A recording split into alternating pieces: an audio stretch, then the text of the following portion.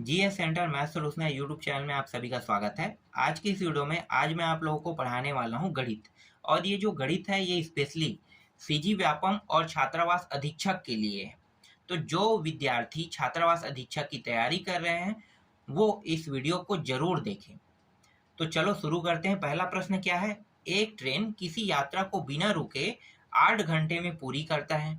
यदि ट्रेन की गति 5 किलोमीटर प्रति घंटा ज्यादा होती तो ट्रेन उस यात्रा को 6 घंटे 40 मिनट में पूर्ण कर लेती। तब ट्रेन की प्रारंभिक गति रही होगी। तो प्रारंभिक गति निकालना है। चलो इसको हल कैसे करोगे? तो यहाँ पे क्या कहा है भाई? जिक्र किया है कि कोई ट्रेन है वो 8 घंटे में पूरी यात्रा कंप्लीट कर लेती है ना, 8 घंटे में। तो मान लो यहाँ पे एक बिंदु पॉइंट ले लेते हैं और दूसरा बिंदु पॉइंट मैं यहाँ पे ले लेता हूँ। ठीक है, थोड़ी थोड़ी दूरी में मैं बिंदु पॉइंट बना लेता हूँ। अब यहाँ पे यहाँ से यहाँ तक जाने पर ये ए है ये बी है, जाने पर कुल 8 घंटे का समय लगता है। कितने घंटे का? 8। लिखो यहाँ पे 8 घंटे का समय लगता है।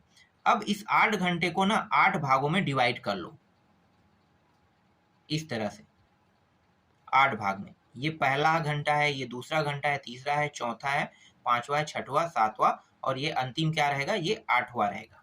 8 घंटों में मैंने डिवाइड कर लिया। ठीक है, अब देखो यहाँ से यहाँ तक के अगर ट्रेन चलता है तो इसकी दूरी कितनी है पता है क्या? नहीं है। तो इसको मैं मान लेता हूँ।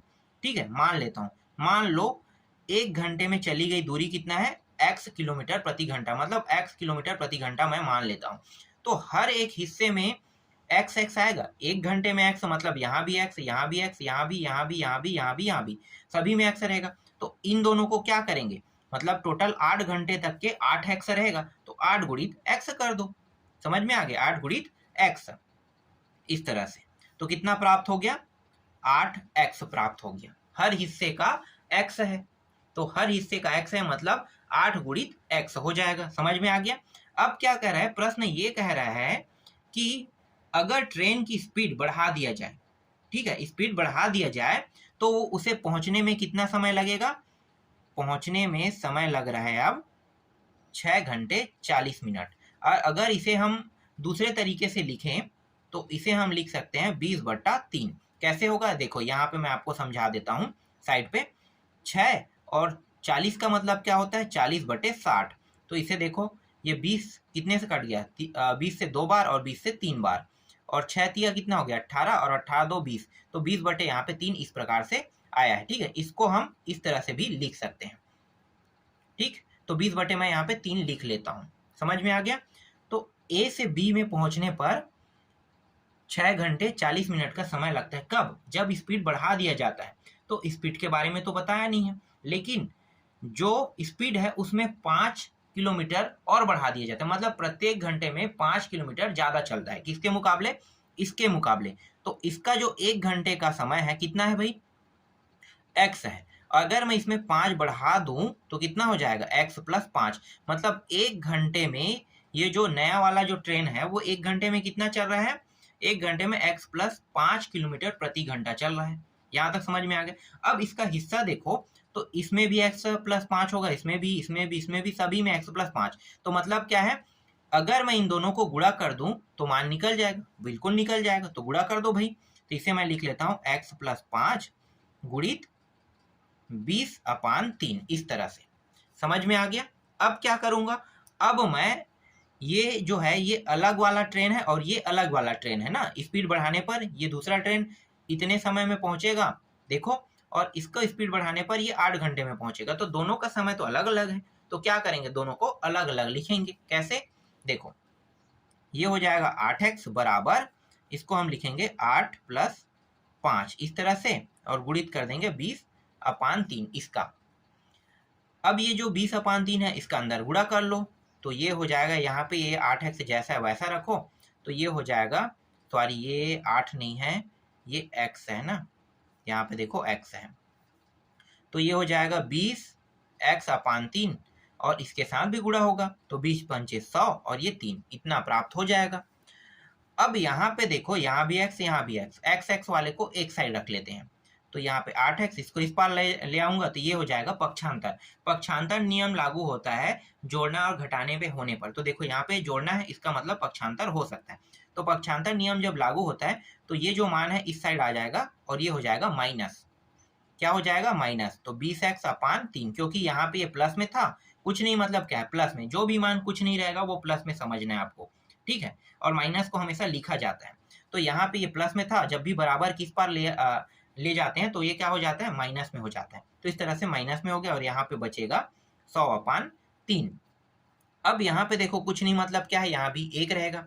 यहाँ पे जैसे 3 है इसी तरह से यहाँ भी कुछ तो होगा ना, तो कुछ नहीं मतलब 1 है, इस तरह से। अब यहाँ पे देखो, यहाँ पे 3 है, यहाँ पे 1 है, तो नीचे के मान तो बराबर नहीं है, तो हल तो हो नहीं सकता। ये तब तक हल नहीं होगा जब तक के बराबर नहीं होगा। तो हमें क्या करना है? बराबर करना है। किसको? ये 1 और 3 को। 1 है तो जैसे 1 को यहाँ पे 3 होना चाहिए तभी हल होगा, या 3 को 1 होना चाहिए तभी हल होगा। तो हल बराबर करने का तरीका क्या है? इन दोनों को गुणा कर दो।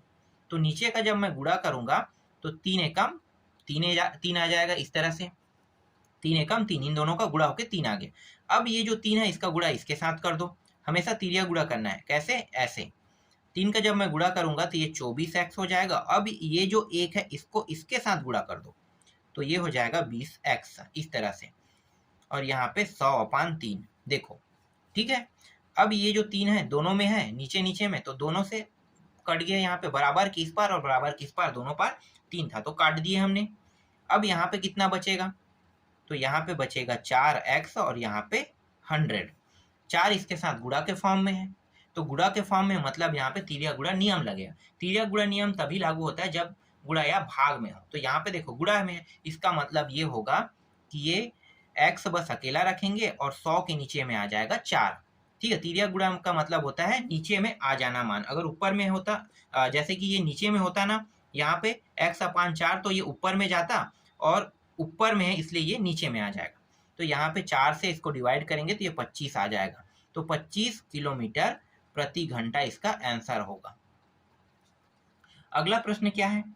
अगला प्रश्न है, एक आयत जिसकी लंबाई 35 सेंटीमीटर तथा चौड़ाई 28 सेंटीमीटर है तथा दिए गए चित्र के अनुसार आयत की दोनों भुजाओं से अर्धवृत्त काट के निकाले गए हैं, तो रेखांकित का क्षेत्रफल होगा। तो क्षेत्रफल बताना है।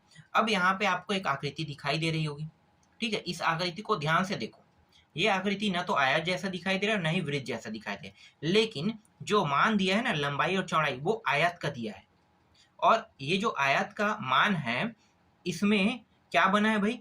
अर्धवृत्त बना है ना, दोनों साइड अर्धवृत्त। तो उस अर्धवृत्त के हिस्सा को हटाने के बाद जो बीच में आपको जो दिखाई दे रहा है ना, उसका मान मुझे बताना है। अब ये प्रश्न कैसे हल होगा? देखने में बहुत टफ लग रहा है, बहुत टफ, लेकिन सबसे सरल प्रश्न है ये। कैसे सरल है मैं अब आपको बताता हूँ। पहले मैं एक चित्र का निर्माण कर लेता हूँ। जो ये चित्र बना है ना, इसको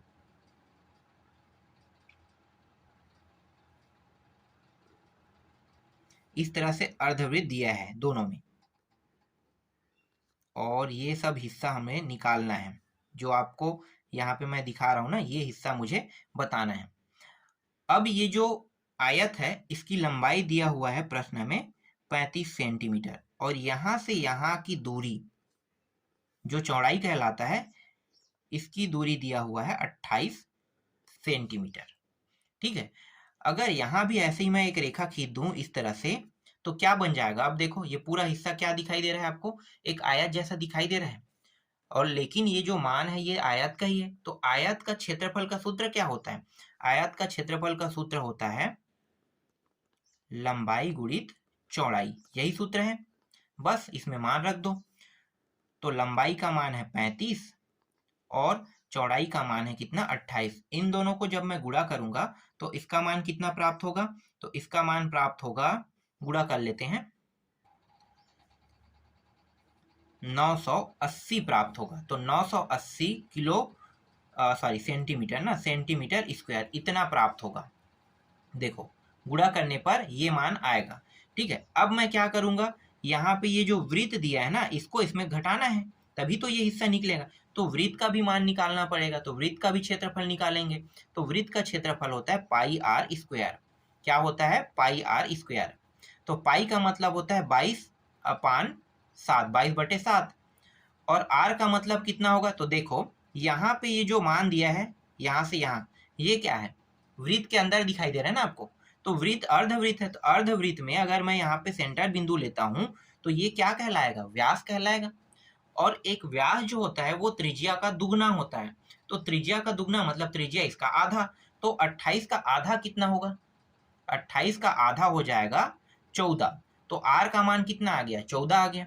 तो मैं यहाँ पे क्या करूंगा, यहाँ पे मान रख लेता हूँ। तो 14 का वर्ग मतलब 14 दो बार गुणा होगा, इस तरह से। अब कटा देते हैं भाई, 7 एकम 7 दूनी कट गया, ये हो जाएगा 22 दूनी कितना हो गया 44। 44 गुणी 14 करेंगे तो कितना प्राप्त होगा, 44 गुणी 14 करने पर यहाँ पे आंसर आएगा 616 सेंटीमीटर स्क्वायर आ गया। अब क्या करेंगे, ये जो आयत है, इस आयत में जो वृत्त का हिस्सा है उसे घटा देंगे। ठीक है, तो ये आयत का हिस्सा ये रहा पूरा, और इसके साथ क्या है, वृत्त का भी हिस्सा है। तो वृत्त के हिस्सा को जब घटाऊंगा तो ये वाला जो हिस्सा आपको दिखाई दे रहा है इसका मान निकल जाएगा। तो घटाओ, तो 980 माइनस 616, दोनों को जब घटाते हैं तो यहाँ पे आ जाएगा 4 और ये 6 और ये 3, 364 सेंटीमीटर स्क्वायर यहाँ पे प्राप्त हुआ। और यही क्या है, इसका आंसर है। देखो कितना आसान था ना, बस आपको देखना है और सीखना है और समझना है कि इन प्रश्नों को कैसे बनाया जाता है। चलो आगे देखते हैं अगले प्रश्न को। देखो इस आकृति को, आपको इस तरह से एक आकृति देखने को भी मिल सकता है प्रश्न में। अब इस आकृति में बताना क्या है, बताना ये है कि यहाँ पे जो ये x जो कोण दिया है ना, इसका मान बताना है। तो यहाँ पे ढंग से आकृति को आपको देखना है। ठीक है, इस तरह से प्रश्न आपको देखने को मिलेगा। तो प्रश्न में आपको क्या बताना है कि ये जो x, जो ये वाला जो कोण है इसका मान x रखा गया है, तो इस वाले कोण का मान आपको बताना है। अब गिनो कोण कितने, यहाँ पे भुजा कितने, 1 2 3 4, इसका मतलब ये है कि ये चतुर्भुज है। क्या है, चतुर्भुज, 4 भुजा है ना। देखो ये एक भुजा, ये दूसरी भुजा, ये तीसरी और चौथी भुजा। तो इस तरह से अगर आपको आकृति देखने को मिलेगा तो फिर इसका सॉल्यूशन कैसे करोगे, इसका मान निकालना है। तो सबसे आसान तरीका है कि इन तीनों को जोड़ दो। तो 54 को जब मैं जोड़ूंगा प्लस 43 को जोड़ूंगा और 38 को जोड़ूंगा, तो इन सभी का जोड़ प्राप्त हो रहा है 135। कितना प्राप्त हो रहा है, 135। और यही जो 135 है इसका आंसर है। x का मान कितना है, 135। समझ में आ गया, कितना आसान था। देखो आकृति को देखना है और आकृति से आपको निकालना है।